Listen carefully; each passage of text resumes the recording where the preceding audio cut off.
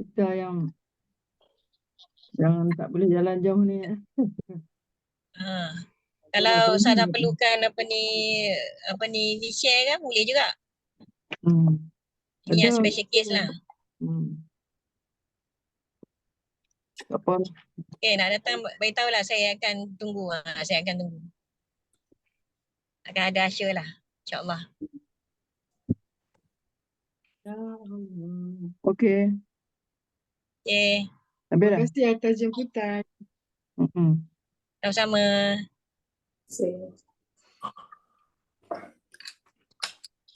Okey, a'udzubillahi minasyaitonir rajim. Bismillahirrahmanirrahim. Alhamdulillahirabbil alamin. Wassalatu wassalamu ala asyrafil anbiya'i wal mursalin wa ala alihi wa sahbihi ajma'in. Alhamdulillah. Semua kawan-kawan yang dikasihi, alhamdulillah dapat lagi kita meneruskan usaha kita untuk meneliti buku Syama'il Al-Muhammadiyah ni yang hampir-hampir dah nak habis ni. Hari ni kita muka surat apa? Muka surat Hari ni muka surat 316. 306. 316 bab ke-46. Tempat tidur Rasulullah. Okey. Sampai kepada tempat tidur Rasulullah.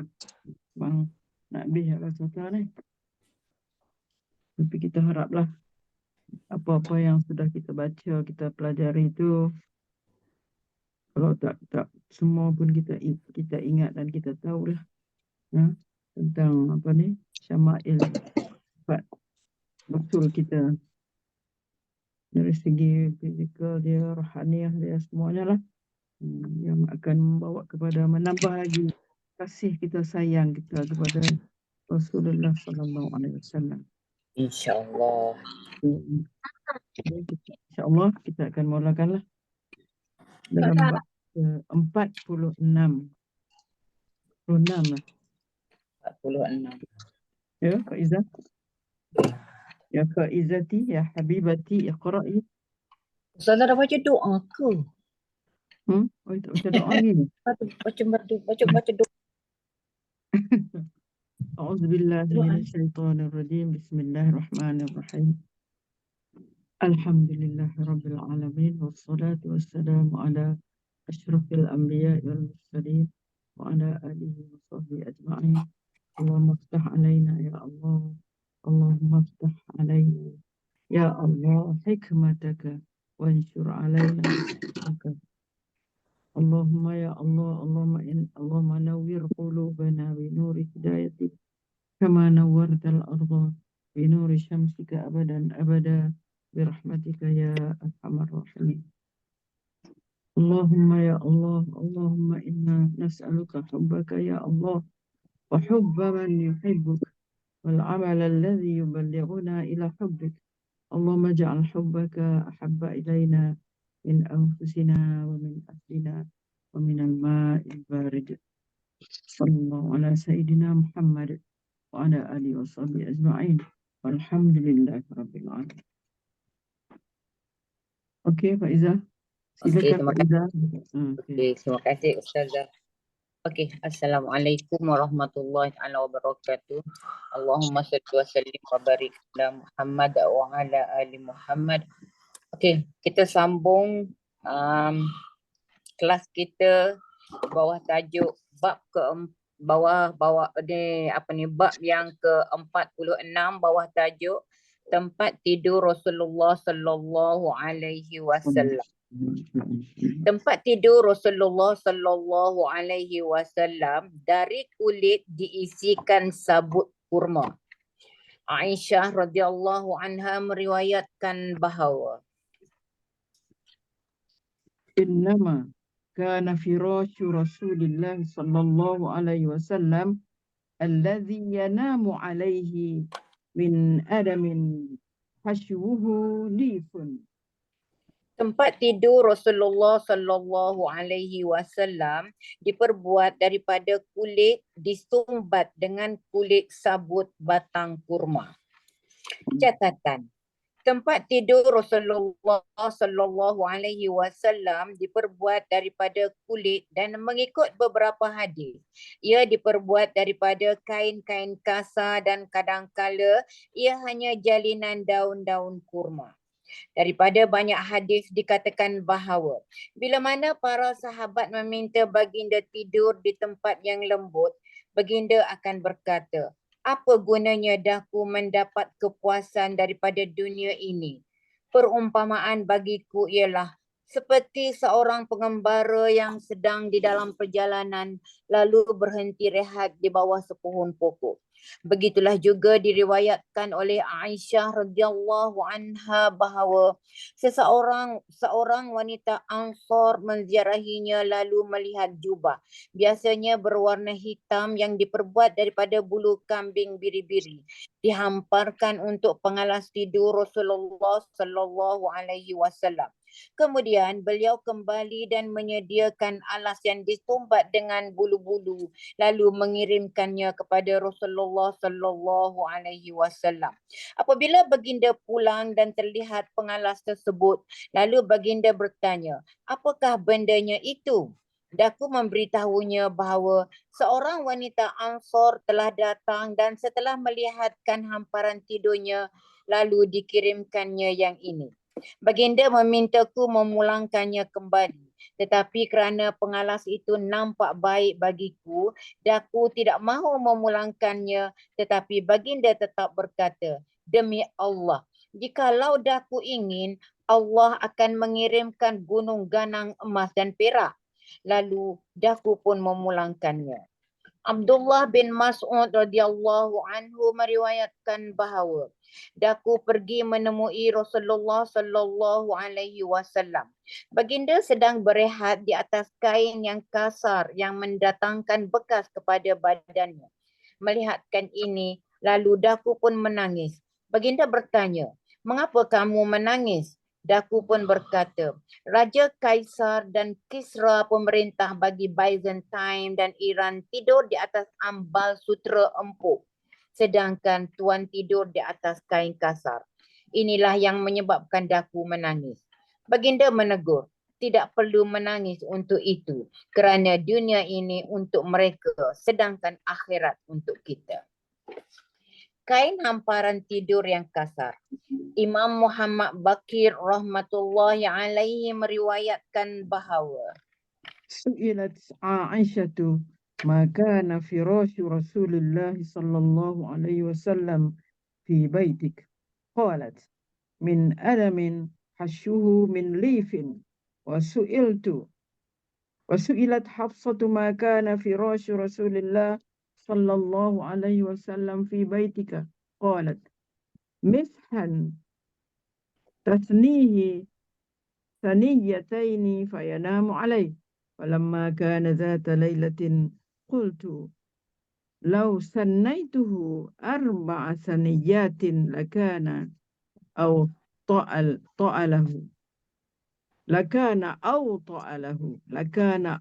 له فسنيناه له ب4 ثنيات فلما أصبح قالت ما فرشتموا لي الليلة قالت قلنا هو فراشك إلا أن سنيناه ب4 ثنيات قلنا هو أوطأ لك قال ردوه لحالته الأولى وإنه منعتني وطأته صلاتي الليلة.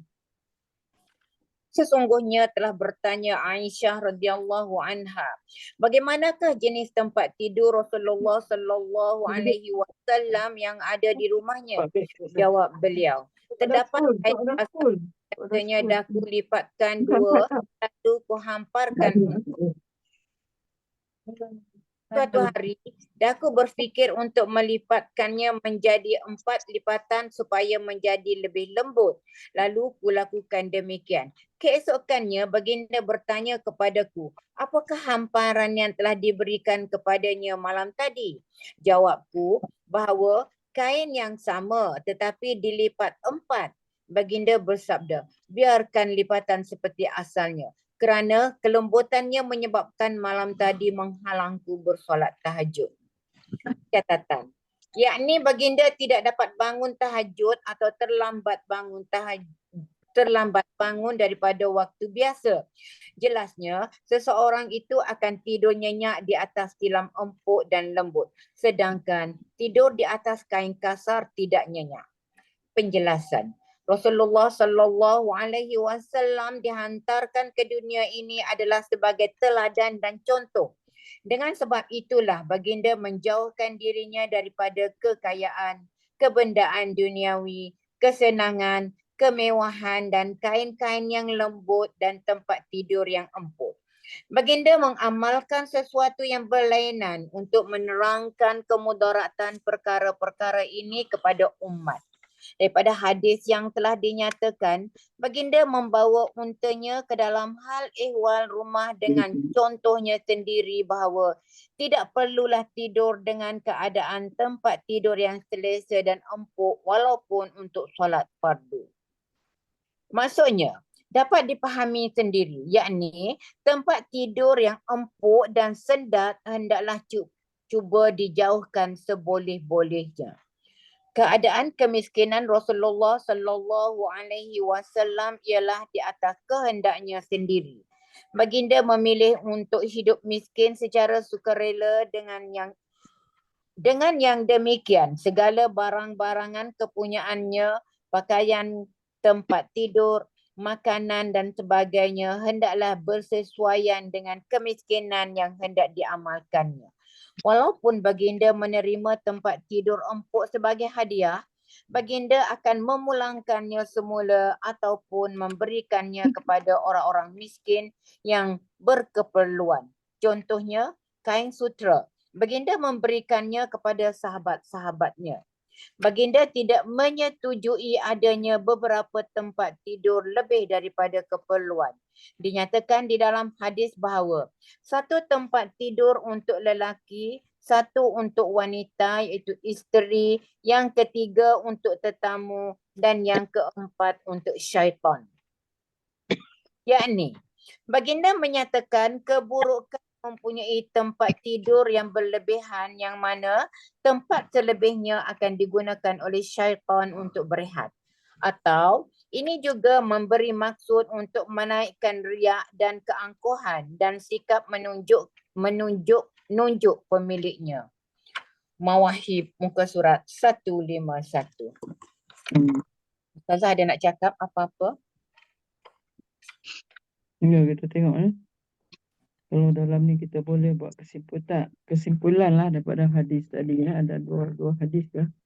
Itu Nabi ni hanya mempunyai tilam atau hamparan tempat tidur yang lapisan luarnya daripada kulit dan isi dalamnya ialah sabut batang tamar. Itu satu. Kedua, baginda juga mempunyai hamparan tempat tidur daripada kain berbulu yang dilipat dua. Lipat dua je. Nabi SAW tidak menyukai tilam atau kain hamparan tidur yang terlalu lembut kerana akan melekakannya daripada solat malam. Itulah kesimpulan daripada dua hadis ni kan. Dua hadis atau tiga hadis ni lah yang disebut dalam. Kalau kita, tempat tidur kita Ya Rabbi, Ya Karim, Ya Rasulullah. Tak upayalah. Dalam bono.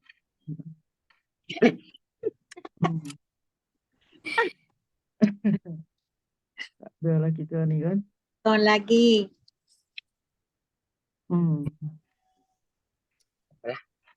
Dah beli Ustazah. Aduh. Kalau tidur tak selesa nanti jaga lambat pula bangun. Kita terbalik pula. Kan tidur tak selesa, lambatlah bangun. Sebab tidur tak selesa. Tidur tak selesa je bangun. Siapa tak selesa? Gerah.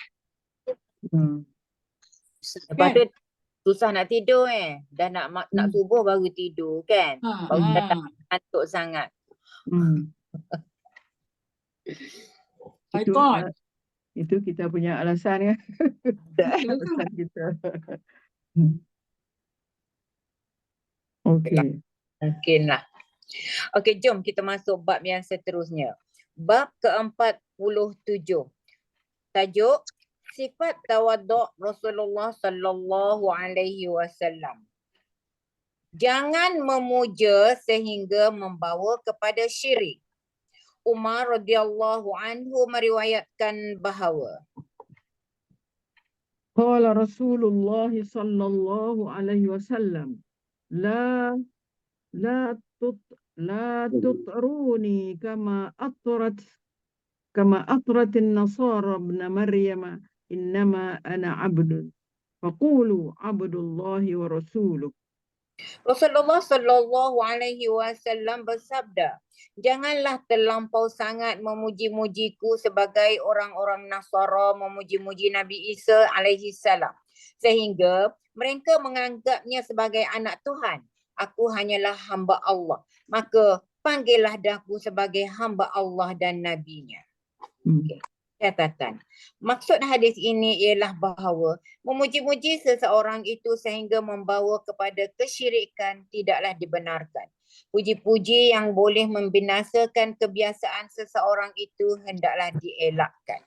Anas ibn Malik radhiyallahu anhu meriwayatkan bahawa أن امرأة جاءت إلى النبي صلى الله عليه وسلم فقالت له إن لي إليك حاجة فقال اجلسي في أي طريق المدينة شئت أجلس إليك. Seorang wanita datang kepada Rasulullah sallallahu alaihi wasallam lalu berkata, "Daku ingin berkata sesuatu kepadamu secara pribadi." Jawab baginda, "Pergi dan duduklah di suatu jalan. Daku akan ke sana dan mendengar percakapanmu."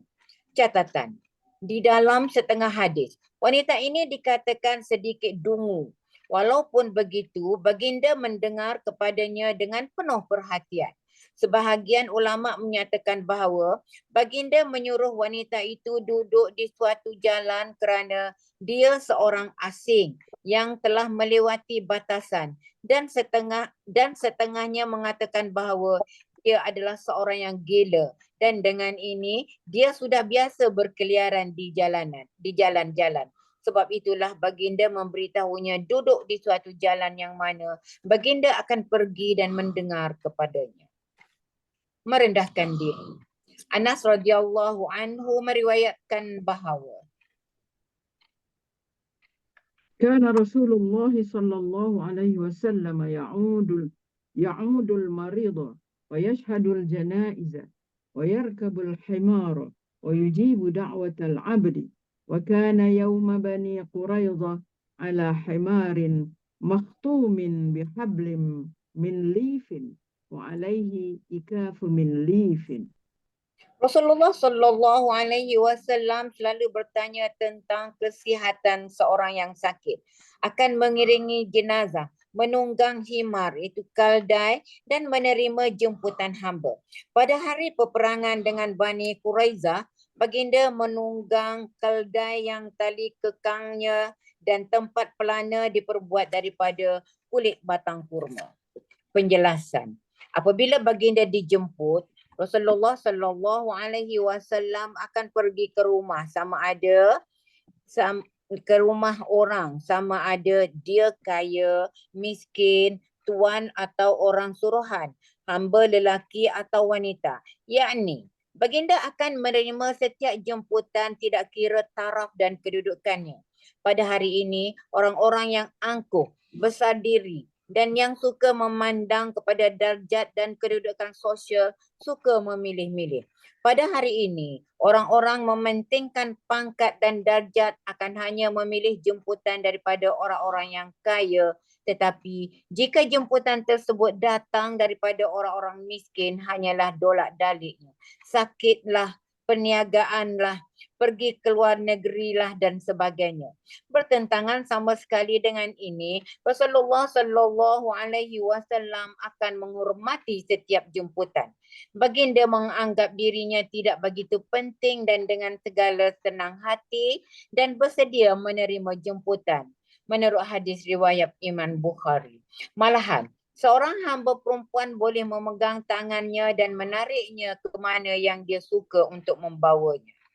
Imam Ahmad telah menyatakan bahawa seorang hamba perempuan akan meminta kebenarannya untuk menolongnya bekerja. Imam Nasa'i telah mencatat hadis bahawa Rasulullah Sallallahu Alaihi Wasallam tidak akan berasa malu untuk menyertai walaupun seorang janda yang miskin yang memerlukan keperluan yang seboleh-bolehnya cuba dipenuhinya. Ibnu Sa'ad telah meriwayatkan bahawa baginda tidak berasa malu duduk di atas tanah, malah makan di atas tanah serta menyambut jemputan. Ustazah, nanti kita bacakan yang nombor 1 . Okey. Nombor 1 rujukan . Walaupun di dalam zaman kemuncak kepimpinannya, Muhammad menjalani hidupnya sebagai zaman kesamaran. Di dalam salah satu rumah-rumah tanah sebagaimana rumah-rumah lama bagi orang-orang Arab dan Syria pada zaman itu. Beberapa bilik yang terbuka menghadap laman dan hanya dapat memasukinya melaluinya. Baginda selalu kelihatan menjahit pakaiannya sendiri dan bila-bila masa sahaja dapat ditemui oleh orang ramai. Okay. History of the Arab MS 120 Hussein F. Quraisy. Okey. Muka surat 323. Betapa keadaan mereka yang mendakwa diri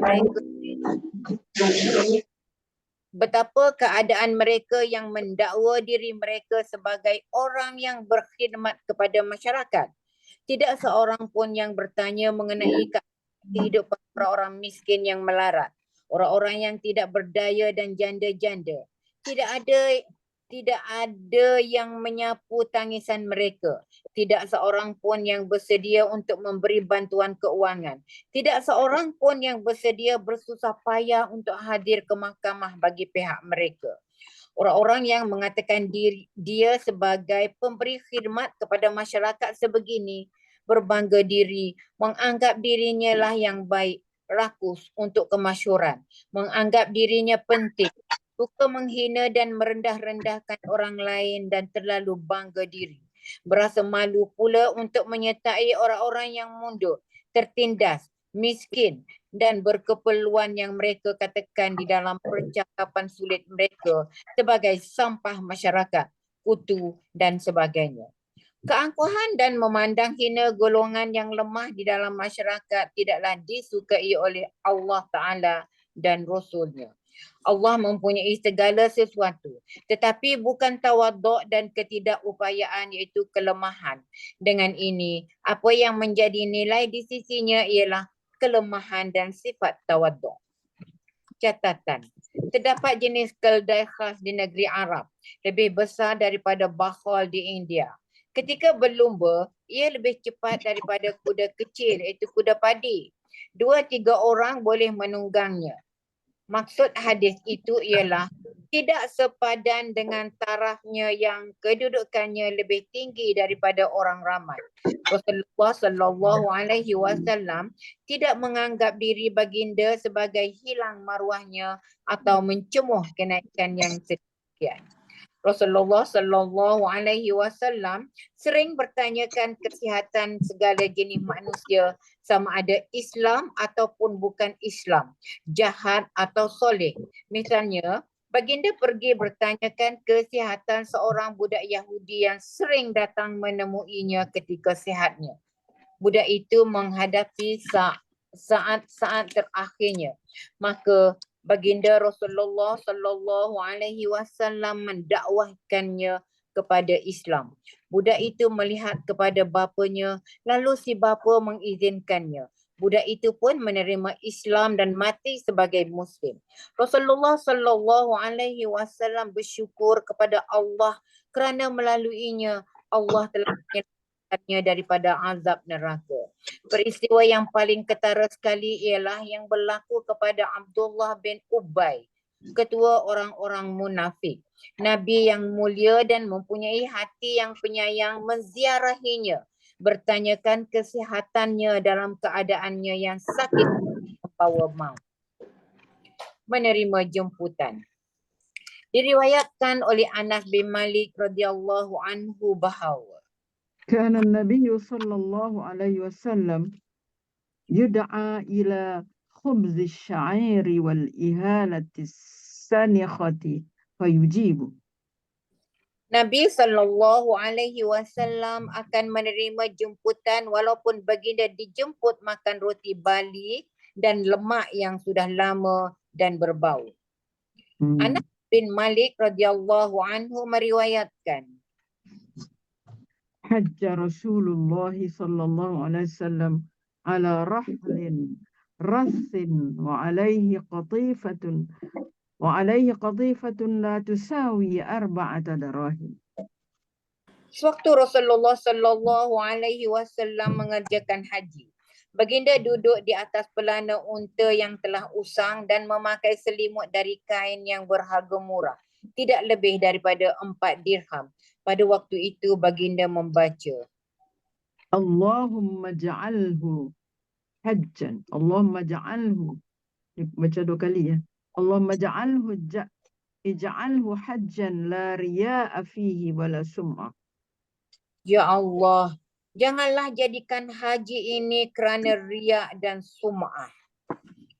Rasulullah SAW melarang orang bangun untuk menghormatinya. Anas bin Malik radhiyallahu anhu meriwayatkan bahawa Lam yakun syakhsun ahabba ilaihim min Rasulillah sallallahu alaihi wasallam qala wa kanu idza ra'awhu lam yaqumu lima ya'lamuna min karahatihi lizalik.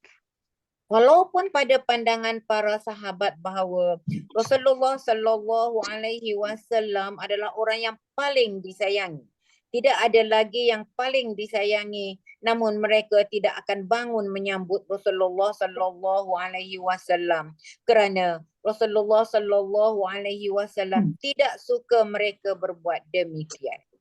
Catatan, Abdul Walid bin Rashid berkata, menyambut orang hanyalah 4 jenis. 1.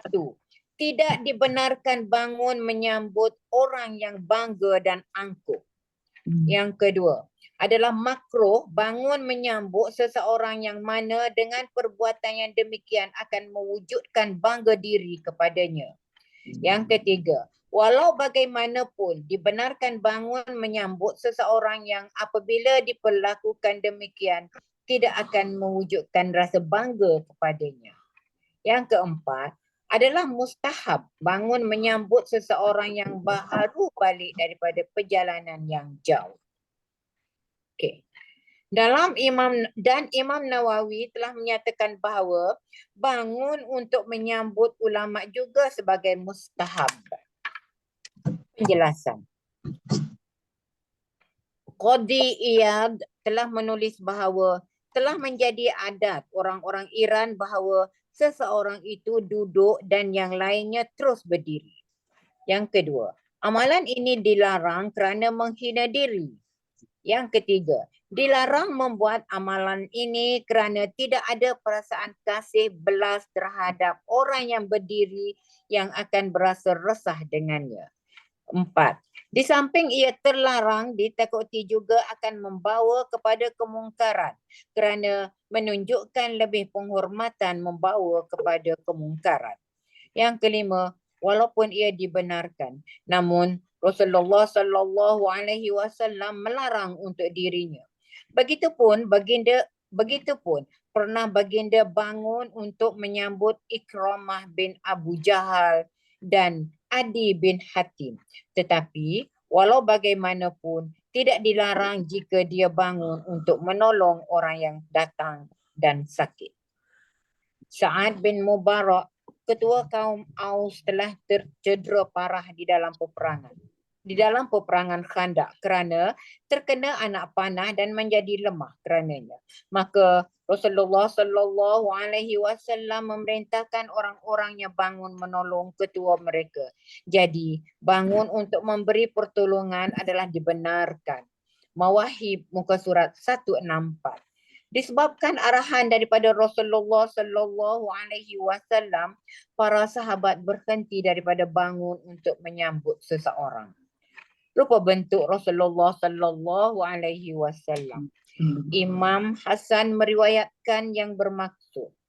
سألت خالي هند بن أبي هالة وكان وصافا عن حلية رسول الله صلى الله عليه وسلم وأنا أشتهي أن يصف لي منها شيئا فقال Daku bertanya bapa saudaraku Hind ibnu Abi Halah radhiyallahu anhu. Beliau selalu menggambarkan sifat-sifat Rasulullah sallallahu alaihi wasallam dan daku sangat gemar mendengarnya, dan tatkala daku bertanya, beliau pun menggambarkan rupa bentuk Rasulullah sallallahu alaihi wasallam bahawa كان رسول الله صلى الله عليه وسلم فخما مفخما يتلألأ وجهه تلألؤ القمر ليلة البدر فذكر الحديث بطوله. Baginda adalah seorang yang mulia dan tinggi maruahnya. Wajahnya bercahaya seumpama bulan penuh, dengan mana beliau menggambarkan semua rupa bentuk yang mulia itu. Selanjutnya, Imam Hasan radhiyallahu anhu berkata, فكتمتها الحسين زمانا ثم حدثته فوجدته قد سبقني إليه وسأله عما سألته عنه ووجدته قد سأل أباء من مدخله ومخرجه وشكله ولم يدع منه شيئا. lama juga daku tidak menceritakan hadis ini kepada saudara lelakiku yang muda, Husain radhiyallahu. Tetapi apabila daku menceritakan hadis ini kepada beliau, daku ketahui bahawa beliau telah tahu terlebih dahulu daripadaku tentangnya. Malahan bukan sahaja beliau telah mendengar daripada bapa saudaraku, tetapi beliau juga mengetahuinya daripada bapa kami, Ali radhiyallahu anhu, akan adab masuk rumah dan keluar rumah dan lain-lain adab. Adab masuk rumah. Menurut Husain radhiyallahu anhu, apabila beliau bertanya bapa kami Ali radhiyallahu anhu adab Rasulullah sallallahu alaihi wasallam masuk ke rumah, beliau berkata, كان إذا أوى إلى منزله جزأ دخوله 3 أجزاء جزءا لله وجزءا لأهله وجزءا لنفسه ثم جزأ جزءه بينه وبين الناس فيرد ذلك بالخاصة على العامة ولا يدخر عنهم شيئا.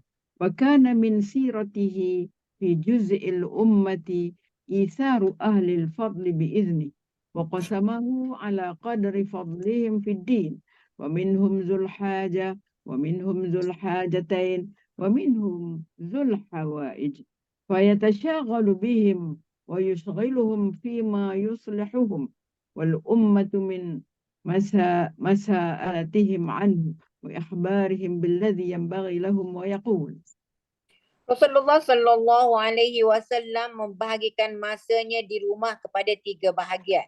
Sebahagian dikhaskan semata-mata untuk ibadah kepada Allah, yakni solat dan sebagainya.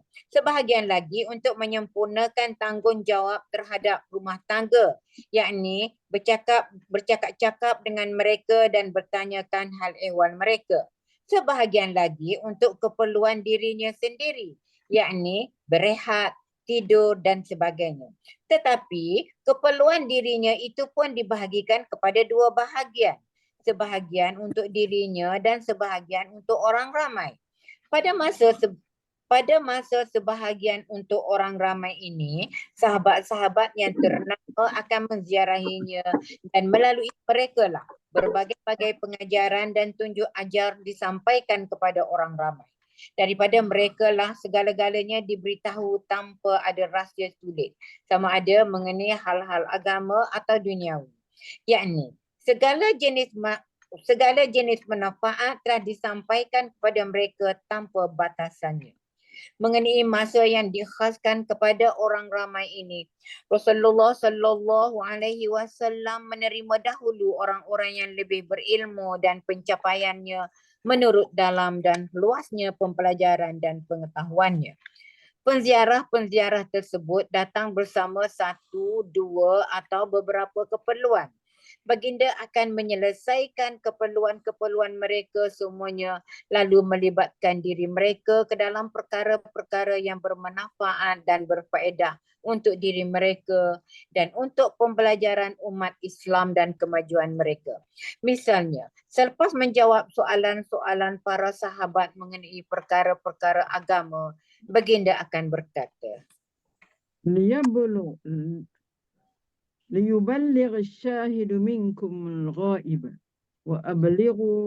وأبلغوني حاجة من لا يستطيع إبلاغها فإنه من أبلغ سلطانا حاجة من لا يستطيع إبلاغها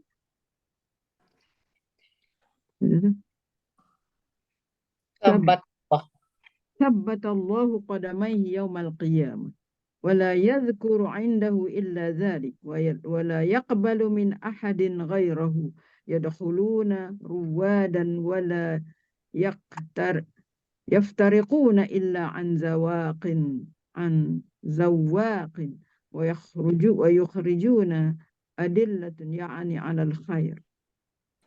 Hendaklah yang hadir menyampaikan pengetahuan itu kepada mereka yang tidak hadir kerana beberapa alasan, kepada wanita kerana purdah, yang lain kerana kehebatannya dan yang lain kerana tinggal agak jauh. Dan baginda akan menyuruh sahabat-sahabat yang datang mengunjung supaya bawa bersama-sama keperluan-keperluan sahabat-sahabat yang tidak dapat hadir.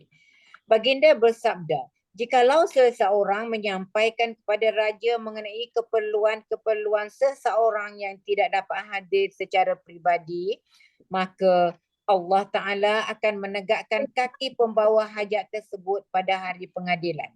Dengan itu, baginda menekankan perkara ini kepada sahabat-sahabat yang selalu mengunjungi baginda agar berusaha berbuat demikian. Hanyalah perkara-perkara yang penting dan berfaedah dibincangkan di dalam majlis Rasulullah sallallahu alaihi wasallam. Rasulullah sallallahu alaihi wasallam sangat gembira bila hanya perkara-perkara ini dibincangkan oleh sahabat-sahabat. Cakap-cakap kosong dan desas-desus serta berita-berita angin tidak mendapat perhatian di dalam majlis ini. Para sahabat mengunjungi majlis ini sebagai pencari ilmu agama dan tidak akan kembali sebelum mereka merasai sesuatu. Dengan merasai sesuatu bermaksud memperolehi ilmu agama, tetapi mungkin juga mereka akan makan sesuatu kerana Rasulullah sallallahu alaihi wasallam selalu menawarkan apa-apa yang ada daripada rezeki di dalam rumah tersebut. Ketika mana para sahabat yang rapat hadir di dalam majlis tersebut sama-sama berkongsi makan. Daripada majlis Rasulullah sallallahu alaihi wasallam muncullah para sahabat yang menjadi penyuluh kebaikan, petunjuk dan ilmu lantaran pengetahuan tersebut yang mereka telah garap dan kunyah disampaikan kepada orang lain. Mereka lah sebenarnya bintang petunjuk kepada ummah. Qala fasa'altuhu an makhrajihi. Ni hadis ni sangat panjang. Dia bahagi-bahagi tu. Panjang. Banyak. 3. كيف كان يصنع فيه؟ قال كان رسول الله صلى الله عليه وسلم يخزن لسانه إلا فيما يعنيه ويؤلفهم ولا ينفرهم ويكرم كريم كل قوم يوليه عليهم ويحذر الناس ويحترس منهم من غير أن يطوي عن أحد منهم. بشره وخلقه ويتفقد أصحابه.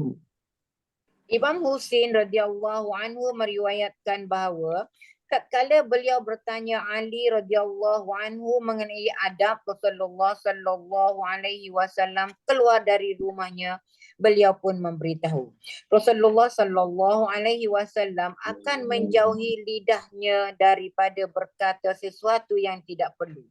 Baginda tidak menghabiskan masanya semata-mata untuk bercakap-cakap kosong. Baginda akan memenangi hati pengunjung, membiasakan diri mereka setengahnya dan tidak akan menakut-nakutkan mereka, yakni sewaktu memberi amaran kepada mereka. Baginda tidak akan menggunakan cara yang boleh menakutkan mereka untuk hadir di dalam majlisnya, atau jika baginda menceritakan sesuatu perkara, caranya tidaklah menyebabkan orang berpaling daripada agama. Baginda akan menghormati ketua-ketua kaum dan memuliakan mereka bagi pihaknya menguruskan hal ehwal kaum mereka. Ada juga baginda menakutkan manusia dengan kemurkaan Allah dan azabnya, lalu menekankan kepada mereka supaya menjauhkan diri mereka dengan perkara-perkara yang membinasakan atau berhati-hati terhadap perhubungan mereka dengan orang lain. Dan sebagaimana yang ditafsirkan oleh Maulana Zakaria, baginda juga menjaga diri baginda daripada mendapat mudarat dan gangguan daripada orang lain. ويسأل الناس عما في الناس ويحسن الحسن ويقويه ويقبح القبيح ويوهيه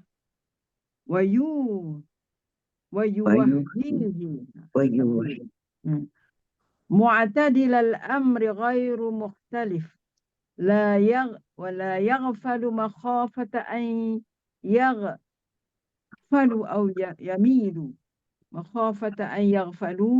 أو يميلوا لكل حال عنده عتاد لا يقصر عن الحق ولا يجاوزه الذين يلونه من الناس خيارهم أفضلهم عنده أعمهم نصيحة وأعظمهم عنده منزلة أحسنهم مواساة ومؤازرة.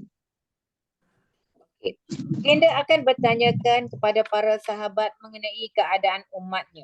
Baginda akan memperkatakan tentang kebaikan dan memperkuatkannya. Baginda akan menyatakan keburukan dan menghapuskannya. Baginda selalu mengambil jalan tengah dalam menyelesaikan sesuatu masalah tanpa terlibat dalam pertelingkahan. Baginda tidak lalai, takut-takut sekiranya mereka menjadi lalai dan hilang pendirian. Bagi diri Rasulullah sallallahu alaihi wasallam, setiap perkara itu mestilah diperhitungkan. Baginda tidak mengurangi kebenaran dan tidak juga menambahnya. Orang-orang yang mengikutinya di belakangnya merupakan sebaik-baik manusia. Manusia terbaik pada pegangannya adalah yang banyak nasihatnya. Manusia yang paling tinggi martabatnya adalah yang paling baik teladan dan pertolongannya. Kemudian Husin berkata, aku pun bertanyakan berkenaan dengan majlis Rasulullah sallallahu alaihi wasallam. Maka ayahku Ali bin Abu Talib menerangkan. كان رسول الله صلى الله عليه وسلم لا يقوم ولا يجلس إلا على ذكر وإذا انتهى إلى قوم جلس حيث ينتهي به المجلس ويأمر بذلك ويعطي كل جلسائه بنصيبه ولا يحسب جليسه أن أحدا أكرم عليه منه من جالسه أو فاوضه في حاجة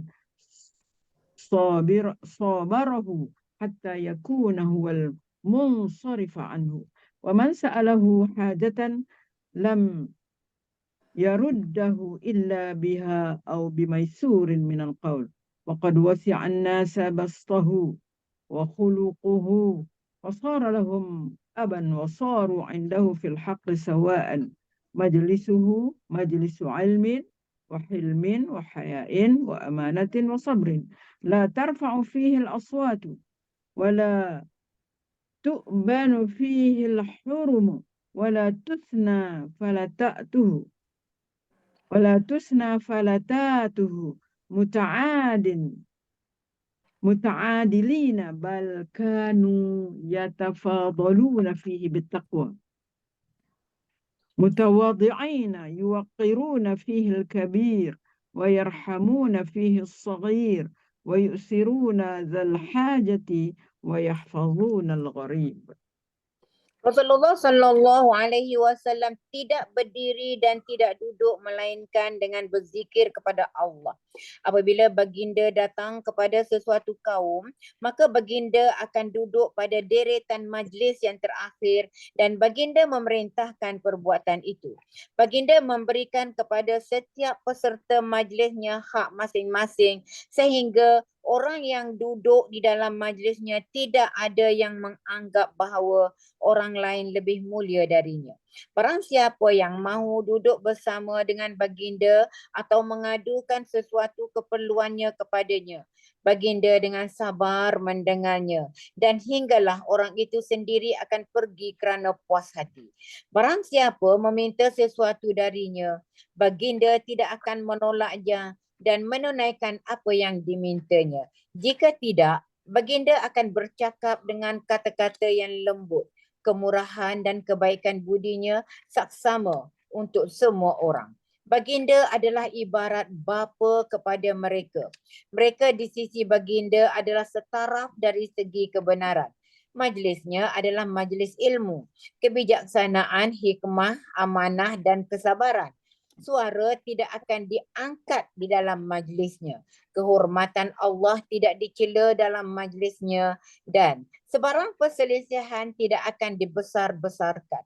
Rasulullah Sallallahu Alaihi Wasallam dan sahabat-sahabatnya hidup di dalam kesederhanaan. Mereka saling bersaing dalam ketakwaan. Kesemua mereka tawaduk. Mereka menghormati yang tua dan menyayangi yang muda. Mereka mengutamakan orang yang di dalam keperluan serta menyantuni orang asing. Catatan. Bersyakwah sangka terhadap orang lain tidak dibenarkan. Tetapi berhati-hati terhadap diri sendiri dan berjaga-jaga terhadap orang lain tanpa mengesyakinya adalah baik.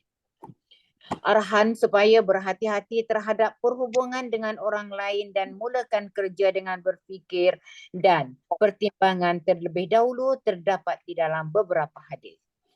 Cerita yang benar ternyata dicatat di dalam Sahih Abu Dawud bahawa suatu ketika Rasulullah Sallallahu Alaihi Wasallam mahu mengiring barang ke Makkah untuk diagih-agihkan. Baginda memberikan tanggungjawab ini kepada Ibnul Faqwa radhiyallahu anhu dan menyuruhnya mencari seorang teman yang boleh bersama dengannya. Ketika Ibnul Faqwa pergi mencari seorang teman, maka muncullah seorang bernama Amru kepadanya lalu berkata, "Daku mendapat tahu kamu perlukan seorang teman untuk ke Makkah. Daku akan ke sana dan dengan itu daku boleh bersama-sama kamu." Ibnul Faqwa pergi menemui Rasulullah Sallallahu Alaihi Wasallam dan menyatakan bahawa beliau telah berjumpa dengan seorang teman dan bersedia untuk bertolak ke Makkah. Apabila ditanyakan siapakah dia temannya itu, maka Ibnul Faqwa menceritakan cerita sepenuhnya. Maka bersabda Rasulullah Sallallahu Alaihi Wasallam, apabila kamu mendekati tempat tinggal orang daripada kaum tersebut, jaga-jaga diri kamu. Kerana terdapat perumpamaan, berhati-hatilah dengan saudara Bekr kamu. Bekr adalah nama bagi kaum tersebut. Maka kedua-dua kami pun bertolaklah, kata Ibnul Faqwa radhiyallahu anhu. Apabila tempat tinggal kaum orang tersebut muncul pada pandangan kami, dia pun memberitahuku, daku akan kembali segera setelah bertemu dengan sanak-sanak saudaraku. Tolonglah tunggu daku. Tidak mengapa, pergilah bertemu mereka, kataku. Tetapi selepas dia pergi, terlintaslah di fikiranku pesanan Rasulullah sallallahu alaihi wasallam yang sangat berharga. Maka segeralah daku beredar dengan untaku lalu bergerak. Setelah beberapa ketika daku lihat dia datang bersama-sama beberapa orang. Tetapi untuk berjaga-jaga, daku pun menyelinapkan diriku daripadanya dan bergerak lebih pantas. Penjelasan. Bersyakwa sangka dan tidak mempercayai seseorang itu tidaklah dibenarkan, tetapi disebabkan tahap pegangan agamanya sebelum dapat diperiksa, janganlah memberi amanah mengenai apa-apa perkara duniawi dan jangan menyimpan sesuatu kepadanya.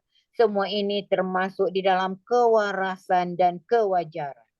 Seorang sedang memuji-muji seorang lain di hadapan Umar radhiyallahu anhu dan Umar radhiyallahu anhu bertanya kepadanya, "Pernahkah kamu menyimpan wang kepadanya?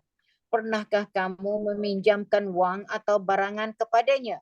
Apabila dia menjawab tidak, Umar radhiyallahu anhu pun berkata, "Seorang itu diuji dan diketahui melalui hubungan dan urusan sedemikian, bukan dengan solat dan puasa. Maka bukti daripada orang yang tidak dikenali yang samar-samar tidak boleh diterima sehingga hal keadaannya diperiksa secara dekat, walaupun bentuk zahirnya nampak baik. Begitulah juga para muhaddisin telah membuat peraturan bahawa selagi diri seseorang itu diragui, hadis daripadanya tidak akan diterima. Dengan sebab itulah Rasulullah sallallahu alaihi wasallam telah bersabda, "Kasihlah rakan kamu secara sederhana. Mungkin dia pada suatu hari kelak menjadi musuh." Ustazah ada nak ulas apa-apa tak hadis ni? Tak ada. Jelas saja kan? Tak ada. Yakni, jika kamu terlampau percaya kepada seseorang, lalu menceritakan segala hal ehwal kamu yang rahsia dan sulit, maka berkemungkinan jika dia menjadi musuhmu, maka dia akan menimbulkan mudarat yang besar kepadamu serta memalukan kamu di khalayak ramai dengan mempergunakan rahsiamu. Maka, kewarasan menghendaki bahawa segala rahsia janganlah disimpan kepada kawan. Berhati-hati bukanlah bermakna syak wasangka.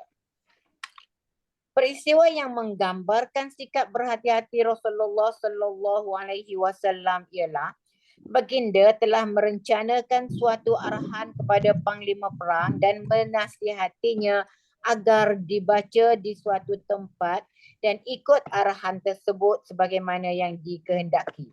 Bukhari jilid 1 muka surat 15. Yakni jika arahan itu diumumkan secara terang-terangan, orang-orang munafik dan pengintip-pengintip rahsia akan memberitahu pihak musuh. Dengan ini, maksud Rasulullah sallallahu alaihi wasallam menghantar tentera tersebut tidak akan tercapai. Maka arahan itu ditulis, lalu menyuruh panglima tersebut membukanya untuk dibaca selepas tiba di tempat tertentu dan kemudian ikutlah perintah-perintah seperti mana yang dinyatakan. Begitulah sikap berhati-hati Rasulullah sallallahu alaihi wasallam terhadap munafik-munafik. Bukan dengan mencerca dan mendenda mereka, tetapi memberi pengampunan kepada mereka. Jikalaulah baginda menghukum mereka, maka sudah tentulah orientalis dan pendakwah Inggeris, Amerika dan Eropah akan menuduh yang bukan-bukan terhadap pribadi mulianya. Suatu ketika, baginda menghantar sekumpulan sahabat ke suatu tempat, tetapi mereka tidak berhati-hati. Di sana, mereka makan kurma dan membaling-balingkan biji tersebut. Apabila musuh tersepak dengan biji-biji kurma ini, mereka dapat meneka orang-orang daripada Madinah telah datang. Mereka pun menyiasat lalu menyerang hendak sahabat-sahabat. Akibatnya, sahabat-sahabat yang tidak berhati-hati ini dikalahkan. Pada masa ini, kita orang-orang Islam hendaklah lebih lagi berjaga-jaga dan berwaspada kerana dunia hari ini penuh dengan tipu daya dan muslihatnya. Penipu yang licik dan musang berbulu ayam menakutkan muka tidak bersahaja. Rasa simpati dan memberi pertolongan dengan mudah sahaja memerangkap orang-orang yang ambil lewa dan tidak berwaspada ini. Maka dengan ini dinasihatkan mengelak diri daripada meletakkan kepercayaan terhadap seorang asing walaupun kenalan baru. Kerana kejadian penipuan yang sering berlaku pada hari ini biasanya terjadi lantaran kepercayaan yang melampau diberikan kepada orang lain. Ringkasnya, seseorang itu bolehlah menyelamatkan dirinya daripada kerugian dari segi agama dan duniawi jikalau dia bertindak menurut nasihat Rasulullah sallallahu alaihi wasallam tadi. Terdapat peribahasa, seseorang yang berwaspada berjaga-jaga selalunya gembira.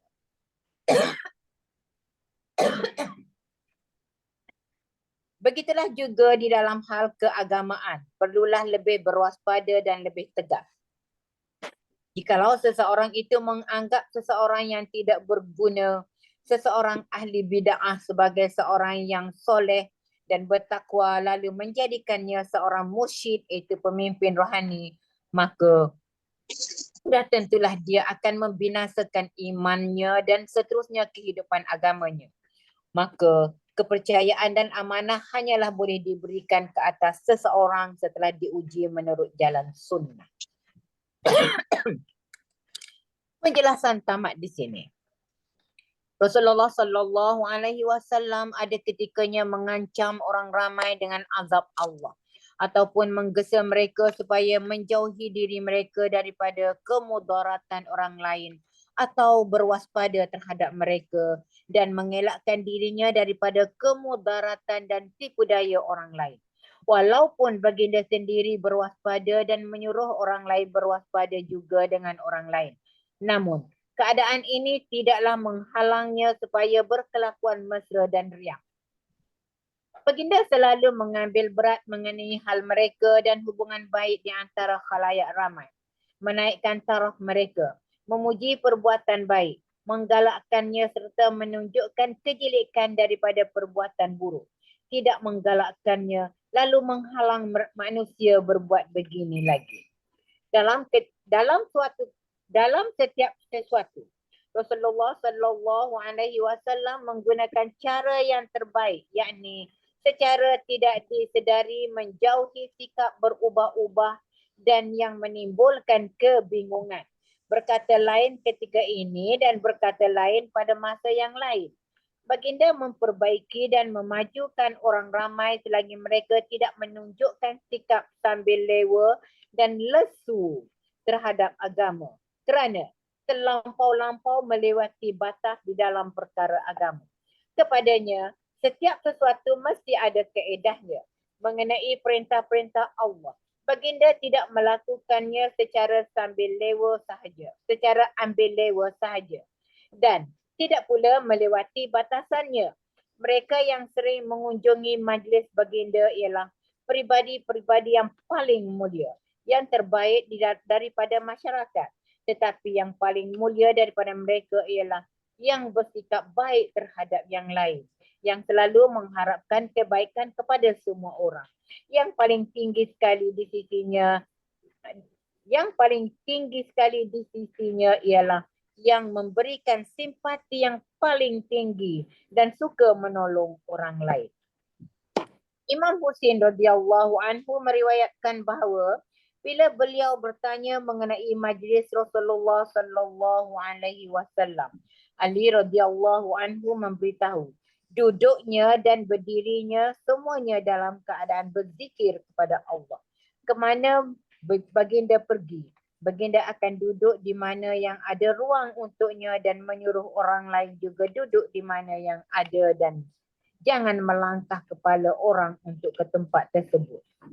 Baginda memberikan hak kepada setiap orang yang ada di dalam majlis, yakni yang berkaitan dengan rasa riang dan perbualan baginda akan memenuhi hak setiap orang. Sehingga setiap orang yang ada di dalam majlisnya berfikir bahawa Rasulullah sallallahu alaihi wasallam memberikan layanan dan perhatian yang lebih kepadanya.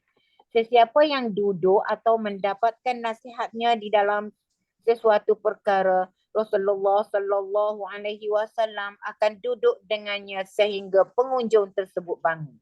Jikalau seseorang meminta kepadanya, baginda akan memberinya, dan jikalau benda yang diminta itu tidak ada padanya, baginda akan menjawab penuh sopan. Kelembutan dan keriangannya diketahui umum. Mengenai kasih sayang, baginda merupakan bapa kepada semua orang, dan mengenai hak, semua adalah sama di sisinya. Majlisnya adalah majlis ilmu, kesopanan, sabar dan amanah, yakni keempat-empat sifat ini sentiasa ada di dalam majlisnya. Tidak ada cakap-cakap dan bising-bising atau jenaka serta cerca-mencerca terhadap orang lain. Jika seseorang melakukan kesilapan di dalam majlis itu pun tidak diumumkan. Semuanya dianggap sama, tidak kira darah keturunan mereka. Tetapi yang termulia daripada mereka ialah yang takwa.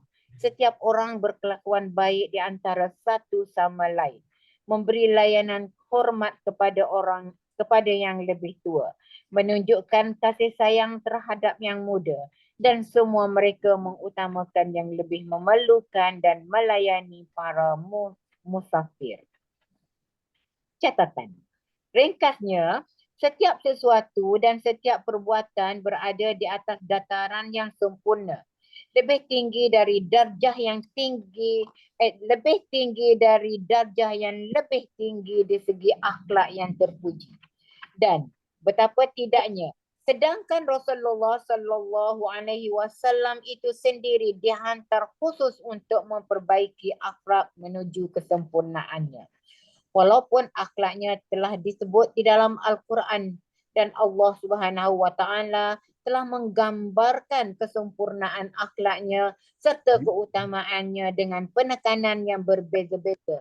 Namun, baginda sering berdoa, "Ya Allah, sebagaimana Dikau telah mengurniakan daku dengan kecantikan, berikanlah juga akhlak yang terpuji kepadaku." Salah satu daripada sabdaan baginda ialah, Allah Ta'ala suka kepada yang berhati lembut, yang tidak pernah dia kurniakan selain daripadanya. Ada disebut di dalam hadis bahawa seseorang yang kekurangan sifat lemah lembut, kehilangan kebaikan yang banyak. Sebuah hadis menyatakan, yang terbaik di antara kamu ialah yang akhlaknya paling terpuji.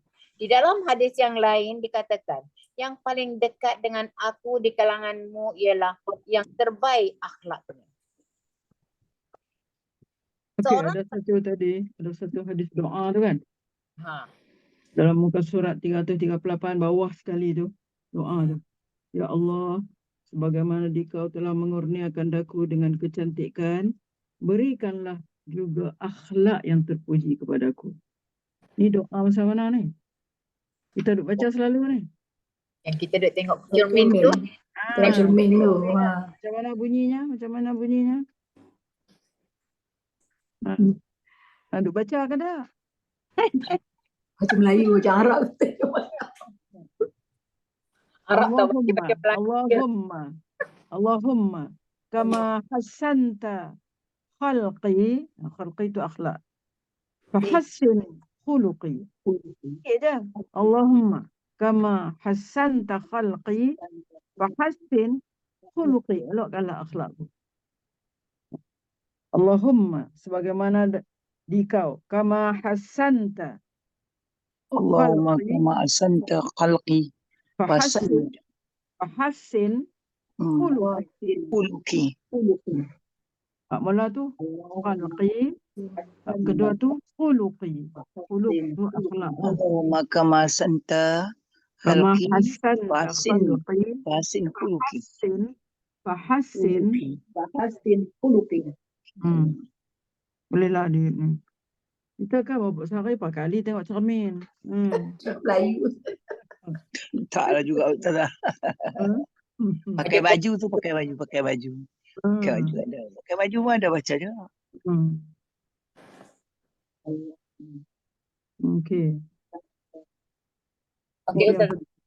Allahumma kama ahsanta Kama khalqi. hasanta. Allahumma kama Hasan Allahumma kama kama ahsanta hasanta khalqi khalqi fahsin fahassin uluki. uluki. Okey. Okey. Seorang sahabat bertanya Rasulullah sallallahu alaihi wasallam, apakah perkara yang paling baik sekali yang telah dianugerahkan pada manusia? Akhlak, iaitu pembawaan yang baik. Sabda baginda, pada hari pengadilan, menurut sebuah hadis, yang paling berat di sisi timbangan amal ialah akhlak baik. Sebuah kenyataan di dalam hadis berbunyi, melalui akhlak yang baik, seseorang boleh mencapai taraf seseorang yang berjaga malam dan berpuasa pada siang hari.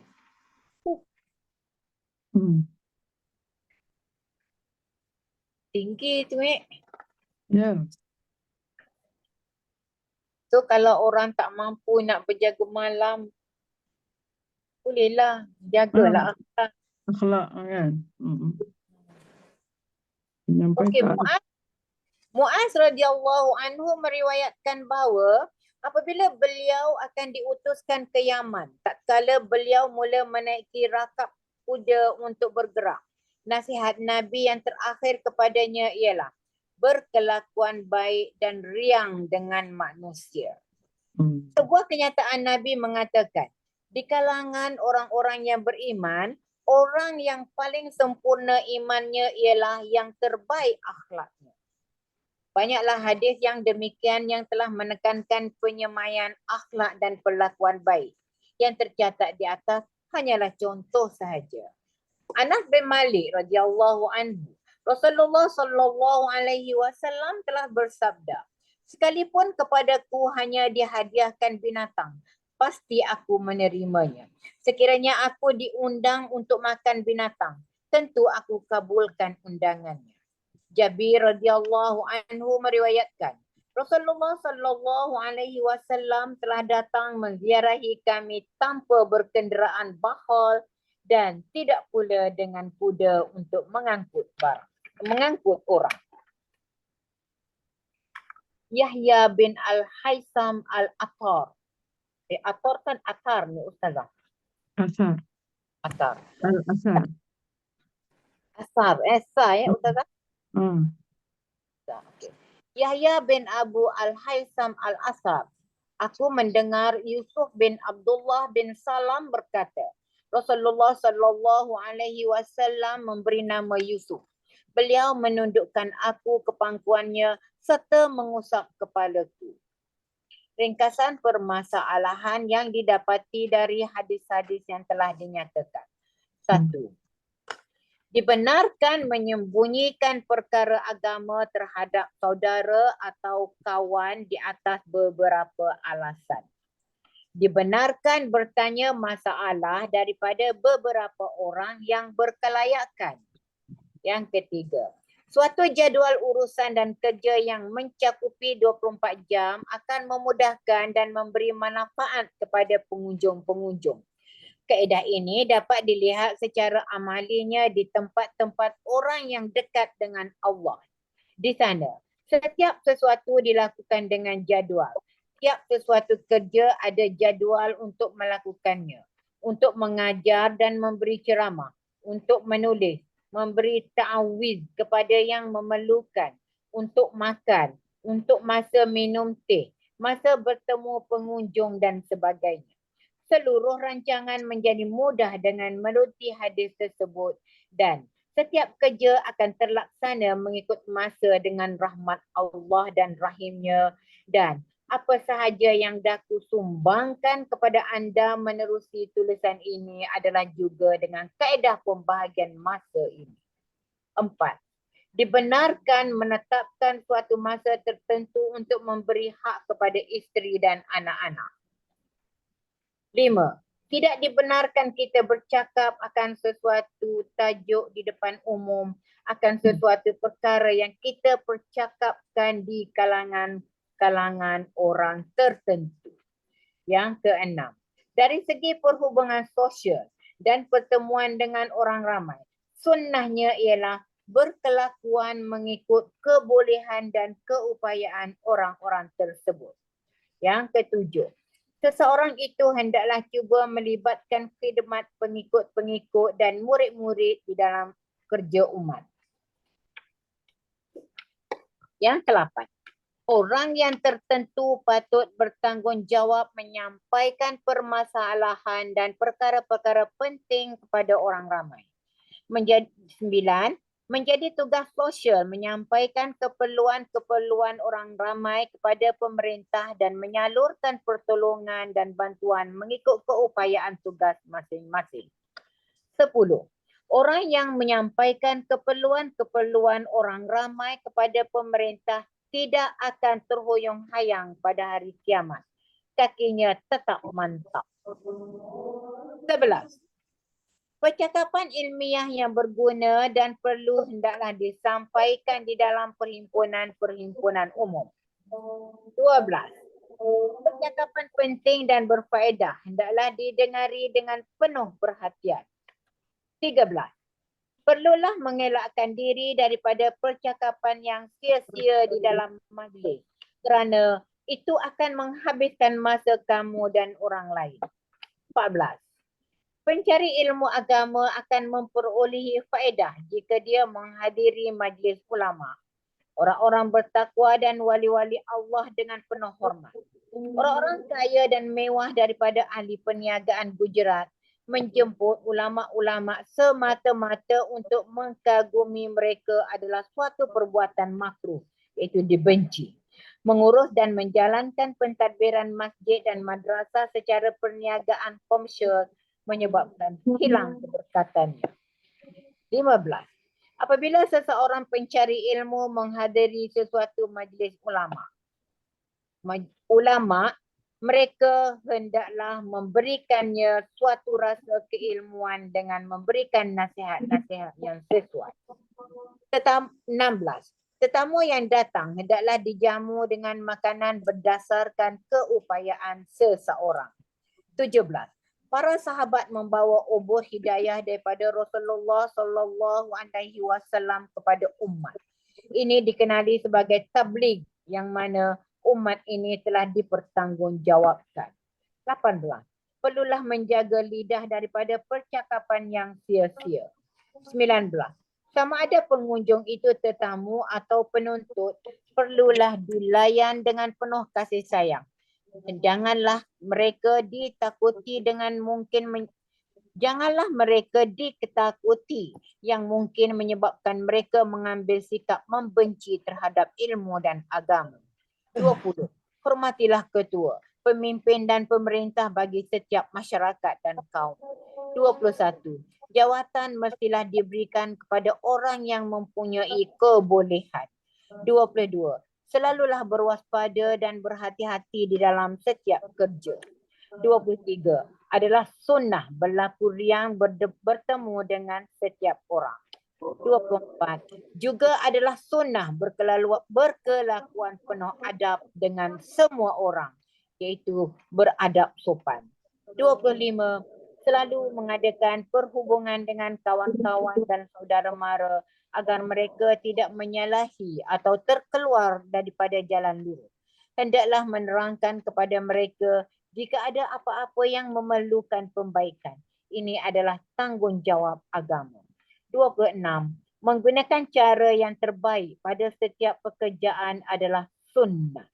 27, mereka yang bersimpati dan mempunyai perasaan kasih sayang kepada masyarakat mendapat penghormatan besar daripada Rasulullah SAW. 28.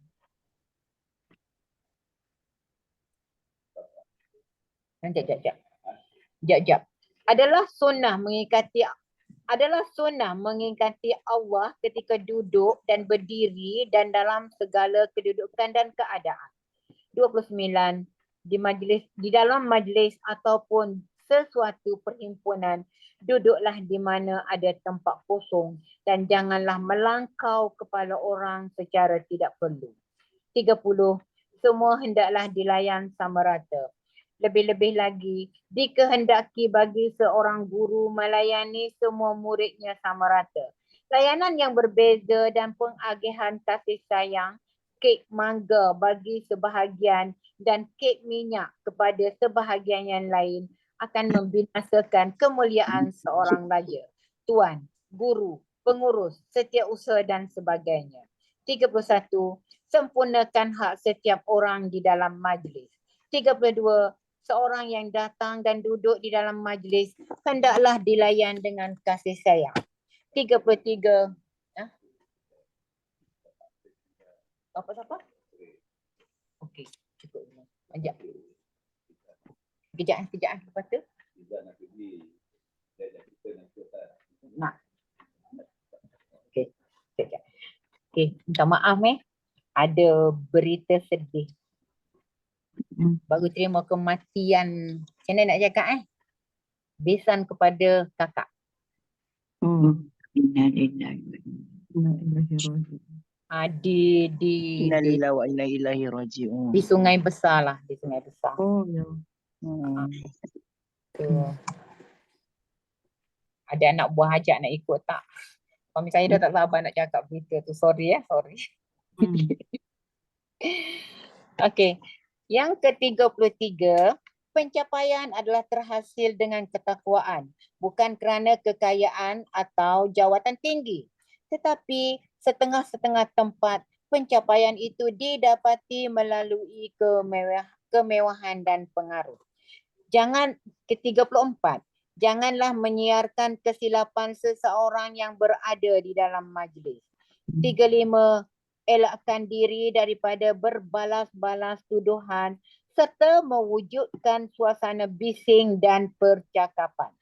36, berikan penghormatan kepada yang tua. 37, keperluan orang-orang yang memerlukan hendaklah disempurnakan. 38, jikalau seseorang pengembara atau orang asing tiba-tiba muncul ke dalam majlis dan mempunyai sesuatu yang menghendaki keperluan yang segera, tolongilah dia setelah bertanya perihal keadaannya. Buatlah perenungan betapa indahnya akhlak yang terhasil daripada hadis ini, yang setiap perkataannya mewujudkan permasalahan. Ini adalah kerana hadis yang penuh bermakna ini menyebabkan daku membawa perhatian anda kepadanya. Lebih banyak seseorang itu membaca secara teliti, banyak lagi yang dapat dihasilkan daripadanya dalam bentuk pengajaran syariat dan akhlak. Malangnya, segala pengajaran yang diberikan oleh Rasulullah sallallahu alaihi wasallam kita abaikan dan tidak menilainya dengan sewajarnya, lantaran kejahilan kita menjadikan pengajaran itu terhilang dan menurun. Semoga Allah menolong kita. Menggemari labu. Diriwayatkan oleh Anas bin Malik radhiyallahu anhu bahawa أن رجلا خياطا دعا رسول الله صلى الله عليه وسلم فقرب منه ثريدا عليه دباء. قال فكان رسول الله صلى الله عليه وسلم يأخذ الدباء وكان يحب الدباء. قال ثابت وسمعت أنسا يقول فما صنع لي طعام أقدر على أن يصنع فيه دباء إلا صنع. seorang tukang jahit telah menjemput Rasulullah sallallahu alaihi wasallam untuk makan malam. Makanan itu ialah torid, roti yang bercampur kuah daging. Di dalamnya dimasukkan labu botol. Disebabkan Rasulullah sallallahu alaihi wasallam menggemari labu, maka baginda pun makan sehingga habis. Selepas itu berkata Anas radhiyallahu anhu mengenai dirinya, tidak ada lagi makanan disediakan untukku yang di dalamnya terdapat labu dan mungkin tidak lagi dimasukkan. Catatan. Torid ialah sejenis makanan sebagai sup yang di dalamnya dimasukkan roti. Setengah ulama menafsirkan dobba sebagai labu botol, sedangkan yang lain menamakannya sebagai labu air. Bagaimanapun, ulama mengatakan sunnah makan labu botol. Itu apa ni dia punya penjelasan nombor 1. Nampaknya ulama tidak dapat menentukan sama ada yang digemari oleh Rasulullah sallallahu alaihi wasallam itu labu air atau labu botol. Di dalam kamus Dr. Abdul Haq, Standard English Urdu telah memberi nama Ria, Kadu, Pata, Peta dan Lauki sebagai nama sebagai nama bagi labu air. Lughat Firuzi Tibbi, sebuah kamus yang telah diterbitkan pada Januari 1961 yang disusun oleh Hakim Isihuddin Changtai, penyunting Al-Hakim. Lahore telah menterjemahkan peta sebagai labu putih yang dipanggil muhdaba di dalam bahasa Arab.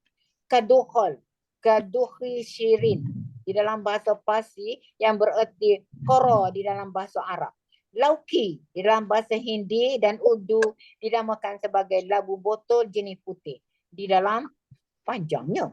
Di dalam lughat Kishori, perkataan dobba dinamakan labu botol kering. Walau bagaimanapun, lauki daku maksudkan sebagai dudi di dalam bahasa Gujarat. Hussein F. Quraishi. Okey. Melakukan kerja bersendirian. Tapi dia tak sebut pula labu putih, labu kuning ya. Labu air. Kalau labu air. Labu air. Labu air yang kalau kita makan kat restoran Arab kan?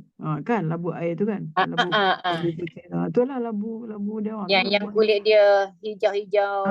Hijau tu kan? Hijau-hijau muda. Okey.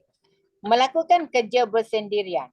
Amrah binti Abdurrahman ibnu Sa'ad bin Zararah radhiyallahu anhu. Amrah meriwayatkan. قيل لعائشة ماذا كان يعمل رسول الله صلى الله عليه وسلم في بيته؟ قالت كان بشرا من البشر يفلي ثوبه ويخلب شاته ويخدم نفسه. Seseorang telah bertanya kepada Aisyah radhiyallahu anha, apakah yang dilakukan oleh Rasulullah sallallahu alaihi wasallam di rumahnya? Aisyah menjawab, baginda seperti manusia biasa juga. Baginda mencuci bajunya sendiri, memerah susu kambingnya sendiri dan melayani dirinya sendiri. Catatan. Daripada hadis ini, kita dapati Rasulullah sallallahu alaihi wasallam tidak berasa jatuh maruah dirinya untuk melakukan kerja beliau sendirian. Hadis yang lain juga menyatakan betapa baginda sendiri menjahit pakaiannya, menyapu sampah di dalam rumahnya dan membawa pulang barang pasar ke rumahnya. Bawah saya ada Nabi Muhammad. Penjelasan. Mengenai hadis yang menyatakan bahawa baginda mencari kutu daripada pakaiannya, iaitu ulama telah menerangkan bahawa badan dan pakaian Rasulullah sallallahu alaihi wasallam tidak ada kutu kerana kutu ini hidup di atas tempat yang kotor dan badan yang berpeluh. Sedangkan Rasulullah sallallahu alaihi wasallam berkeadaan bersih, maka tidaklah timbul persoalan kekotoran dan peluhnya pun wangi sebagai bunga mawar yang sering orang gunakan untuk wangian. Yang sebenarnya kata ulama yang telah membuktikannya secara yakin bahawa baginda mencari kutu yang boleh jadi merayap ke pakaiannya daripada kain lain yang kotor, kepunyaan orang lain.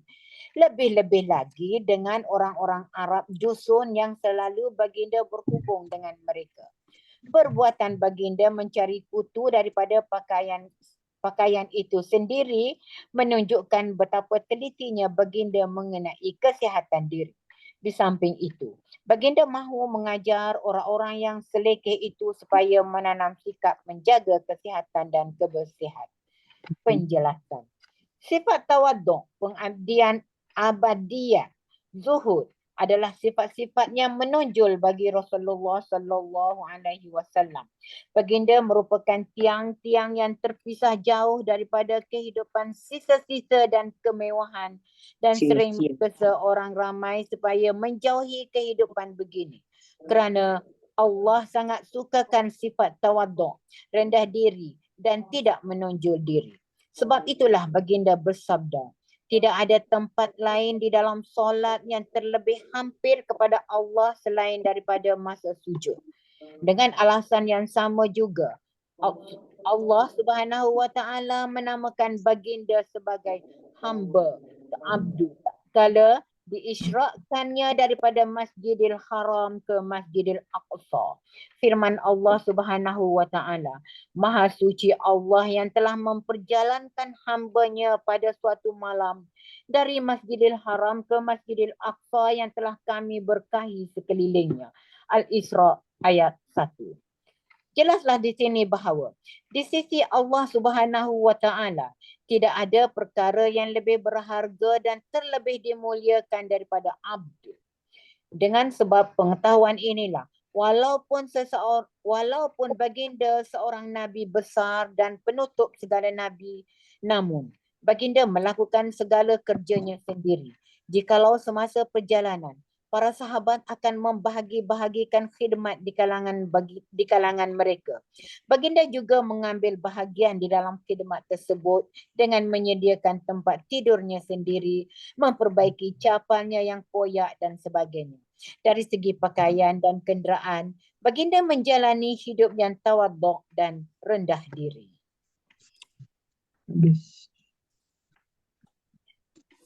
Oh, ini penjelasan yang nombor 1.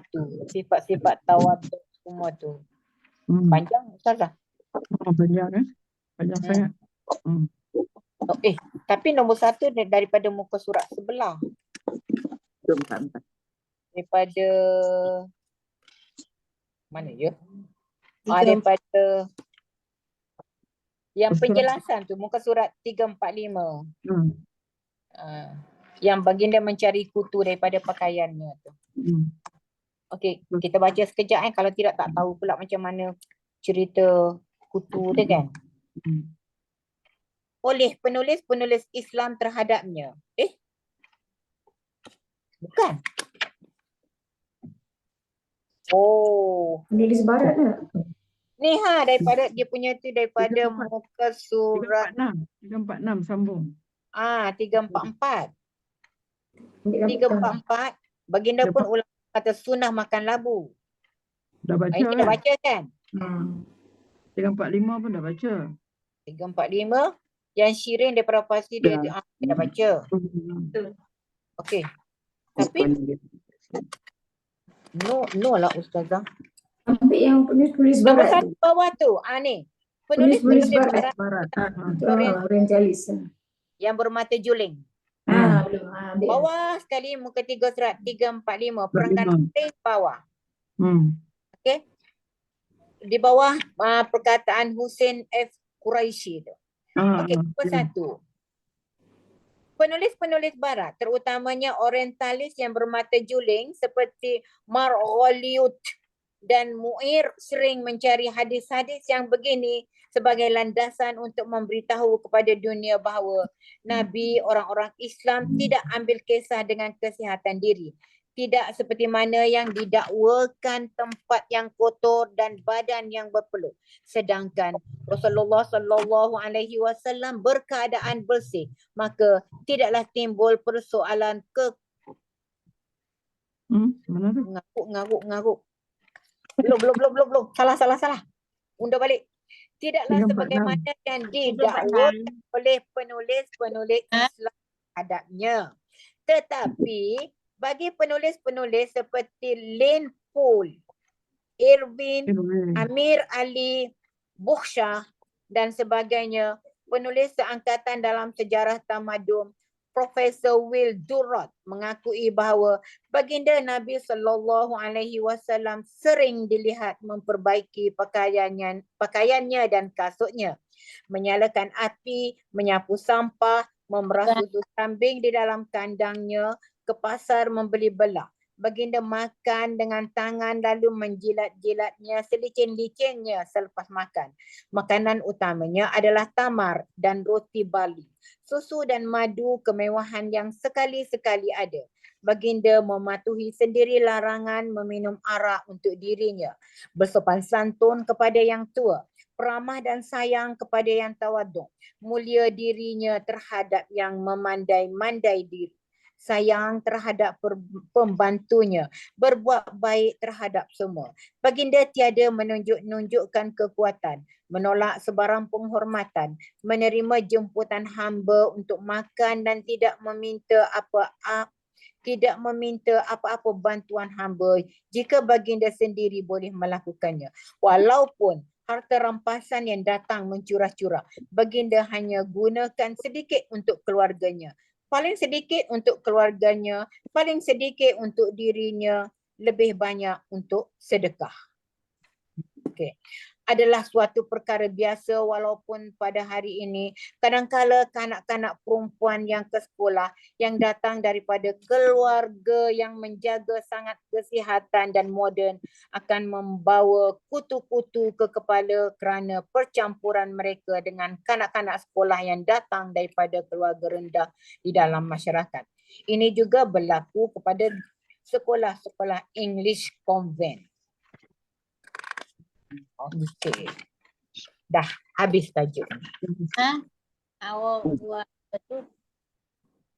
Apa dia? Makanan dalam peti ais. Keluarkan makan minum. Banyak minum. Ingat Ustazah nak bagi penjelasan. Kuih apa tu kan? Tak. Okey ya, kita habis dekat ni ya. Okey. Minta maaf semua kalau ada Tak apa. Terima kasih Pak Iza. Terima kasih kepada Ustazah. Faiza. Terima kasih. Ustazah Terima Bushra. kasih. Terima kasih Ustazah. Ya, ya. Terima kasih. Ustazah. Terima kasih Ustazah. Doa tak baca lagi. Subhanakallah. Ringkas je lah. Oh ya Allah. Allahumma wa bihamdika asyhadu an la ilaha illa anta astaghfiruka wa atubu ilaik. Bismillahirrahmanirrahim. Wal 'asri innal insana lafi khusr illa alladhina amanu wa 'amilus solihat wa tawasaw bil haqqi wa tawasaw bis sabr. Amin ya rabbal alamin. Amin ya rabbal alamin. Assalamualaikum. Saya minta diri dulu ya. Okay. Assalamualaikum.